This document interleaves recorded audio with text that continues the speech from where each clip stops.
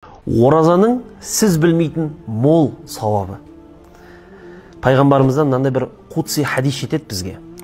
Қудси деген сөзі пайғамбардікі, мағынасы Алланыкі деп айтылады. Хадис былай басталады.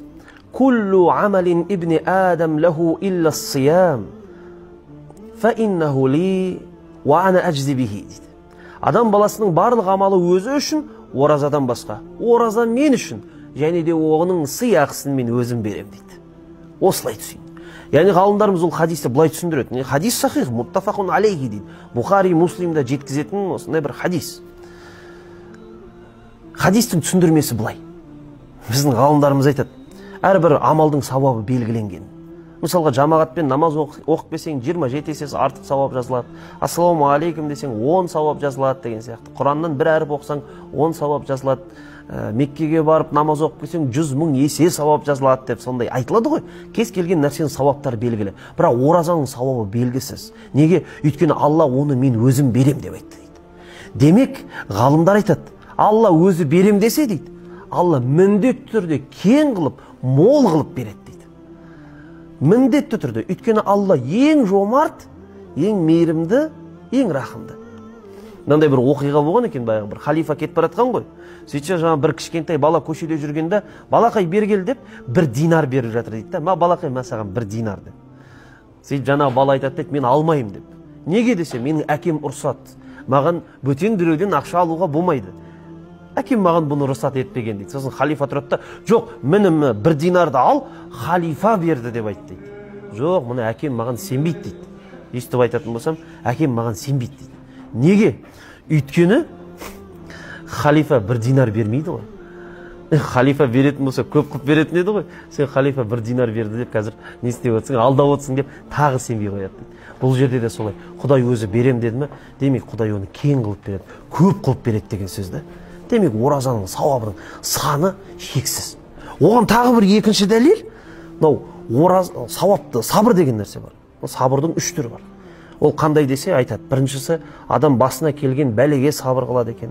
Адам, яғни сынақтарға. Екіншісі, адам харамнан сақтану үшін сабыр қылады екен. Сосын өмірінде құлшылық жасау үшін сабыр қылады екен. Оразада үшеуі бар. Адам аш жүреді, басына келген бәле кетпе. Адам ешқандай харамға жоламайды. Адам ешқандай нәрсені жемейді. Күні ұзаққа 20 сағат бойы, әсіресе жазғы уақыттарда. Ол не істейді? Жаңағыдай харамдардан сақтанып жүрме? Және де Алланың бұйрығымен аузын ашады, Алланың бұйрығымен аузын жабады. Бұл құлшылықтағы сабырлық па? Демек, сабырлықтың үшеуі де оразада жиналған. Ал Алла тағала қасиетті Құран кәрімде «Айуаффас-сабируна әжрахум биғойри хисаб». Сабырлы адамдарға берілетін сауап, оның саны жоқ дейді. Қандай керемет нәрсе. Тағы да бір айта кететін мәселе, Алла тағала жаңа айтып тұр ғой, құдси хадисте. Оразаның сауабын мен өзім берем деп ше. Осы хадистің шархында, түсіндірмесінде деп айтамыз ғой. Мені өзімді таңғалдырған нәрсе бар. Кешеде бұны жамағаттың алдында отырып айтып едім, ол кісілер де таңғалып жатыр. Мен кейбір кезде енді өзің оқып жатып, өзің таңғалатын нәрселер де көп те. Біздің ислам дініміз таусылмайды ғой, Құдайға шүкір. Ішіндегі мәліметтер, білімі. Сонымен имам Муслимде жететін мынандай хадис бар екен да. Қиямет күні бір адам келеді екен да, Алланың құзырына. Оның сауабы таудай болады екен. Таудай сауабы бар. Сөйтіп, ол өмірде бір адамдарға залымдық жасаған, бір адамның ақысын жеген, сондай болып шығады. Сол жаңағы оның қолынан залымдығын көрген, оның қолынан зиян шегіп қалғандар, оның жаңағы таудай сауабы бар ғой, сол жерден аз-аздан ала бастайды.